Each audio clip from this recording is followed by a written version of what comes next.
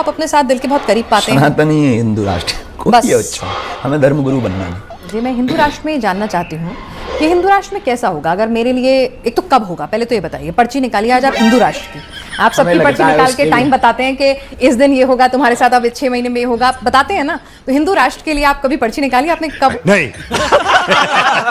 गुरु का हमारे पास प्रसाद है, प्रसाद के बल पर हम प्रार्थना करते हैं। वो जो चेतना है, अष्ट सिद्धियों की जो चर्चा है, वो सिद्धियां हमें संकेत देती हैं, हम पर्चे पर उल्लेखित कर देते हैं और भगवत कृपा से वो सत्य निकलता है। आपका 3 साल के अंदर अंदर अगर देखा पर्चा, तो देखिए महाराज जी बहुत सारे छतरपुर में हम गए, जब हमने पता किया तो बहुत सारे और महाराज भी हैं और भी लोग हैं जो पर्चा निकालते हैं, उनके भी छोटे छोटे दरबार लगते हैं। लेकिन धीरेन्द्र कृष्ण शास्त्री आज दुनिया के पटल पर छा रहे हैं, लोगों में उनकी दीवानगी बोल रही है। बालाजी का आशीर्वाद है, लेकिन इसके साथ कुछ ब्रांडिंग मैनेजमेंट, कुछ मीडिया मैनेजमेंट। धंधा बंद करवाएगा क्या? दोस्तों, आप वीडियो की क्लिप देखकर जान ही गए होंगे कि वीडियो किस पर होने वाली है। पंडित धीरेन्द्र शास्त्री जी अच्छी ठुकाई की पत्रकार ने। देखिए पूरा वीडियो और आनंद लीजिए।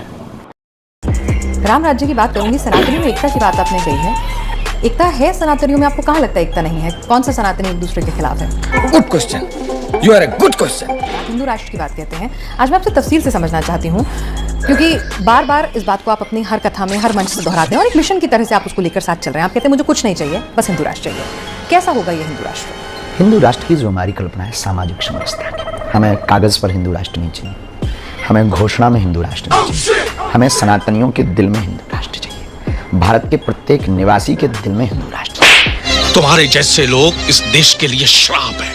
जिन्हें वंदे मातरम बोलने से दिक्कत है, वो भारत माता की जय बोले, राम राज्य की परिकल्पना की बात करें, सामाजिक समरसता को जिए।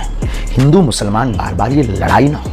वाह, क्या एक्टिंग कर रहा है। हमारा हिंदू राष्ट्र का ध्येय है और हमें नहीं लगता ये ध्येय गलत है, और ये बहस का मुद्दा नहीं, स्वीकारता की बात है। स्वीकारता मन से आनी चाहिए या फिर संख्या बल से आनी चाहिए? ये फंस गया सीएम। जो राम के काल्पनिक है, जो संतों को मारते, जो राम के काज में विघ्न बांधते। हिंदू धर्म का एक पार्ट वो भी है जहाँ आर्य समाज है जो मूर्तियों को नहीं मानते हैं, कर्मकांडों को नहीं। जी, मैं हिंदू राष्ट्र में जानना चाहती हूँ कि हिंदू राष्ट्र में कैसा होगा अगर मेरे लिए, एक तो कब होगा पहले तो ये बताइए। पर्ची निकालिए आज आप हिंदू राष्ट्र की, आप सबकी पर्ची निकाल के टाइम बताते हैं कि इस दिन ये होगा। तो हमारे हिंदू राष्ट्र की परिकल्पना में मुसलमान यहाँ रहेंगे, ईसाई यहाँ रहेंगे। बार बार जो रामचरितमानस की प्रतियां प्लांटेड रूप से जलाई ना, मतलब तो उसके पीछे कौन है बड़ा नहीं, मतलब जैसे आप कह रहे हैं कि मुझे चॉइस है नॉनवेज वेज चुनने की, हिंदू राष्ट्र में कोई थोपेंगे नहीं। आप कह रहे हैं आहार व्यवहार पे बिल्कुल, आहार व्यवहार पे कुछ नहीं थोपेंगे। तो फिर अगर एक शख्स को किसी चीज की मिस इंटरप्रिटेशन है, उसके लिए कानून है, लेकिन उसके लिए आप राम के राज्य में और राम के राष्ट्र में रामचरितमानस को फाड़ेंगे नहीं तो क्या होगा? आप अपने पिता को फाड़ेंगे? अगर हिंदू राष्ट्र में किसी ने ये अपराध कर दिया तो उसके साथ क्या सजा होगी?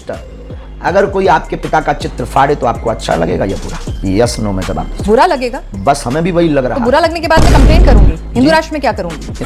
ये बड़ी अच्छी बात कही आप। हिंदू राष्ट्र में भी कंप्लेन करेंगे, पुलिस के पास ही जाएंगे, कानून व्यवस्था आईपीसी धारा के तहत रहेंगे, तो अभी भी कानून तो से बाहर नहीं रहेंगे। तो वही तो लेकिन हिंदू राष्ट्र के बाद में यह बदल जाएगा माय डियर सिस्टर। हम विस्तार से बता दे रहे हैं कि आप सकल, अकल और नस्ल तीनों से चुतिया आदमी।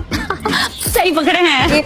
संतों को राजनीति से जोड़ा जाता है और कहा जाता है कि कई बार आपकी जो बातें हैं, जो स्टेटमेंट हैं, वो कुछ पार्टियों की आइडियोलॉजी से मिलती जुलती हैं और जिसको लेकर आपका बिहार में विरोध भी हुआ था। हमारी बातें सनातनी हैं, अब किसी से मिलती हैं तो उसकी दिक्कत है। जैसे जैसे कोई धार्मिक संत जो होते हैं वो ऊपर चढ़ते जाते हैं, उनके भक्तजनों की तादाद बढ़ती जाती है, तो वैसे वैसे कई बार वोट बैंक भी वो कन्वर्ट करा देते हैं। अरे बाप रे, ये तो धोती खोल रहा है। कई बार हमने देखा है कि आध्यात्म की राह पर जब निकलते हैं संत महात्मा, शुरुआत में वो ऐसे ही फक्कड़ होते हैं,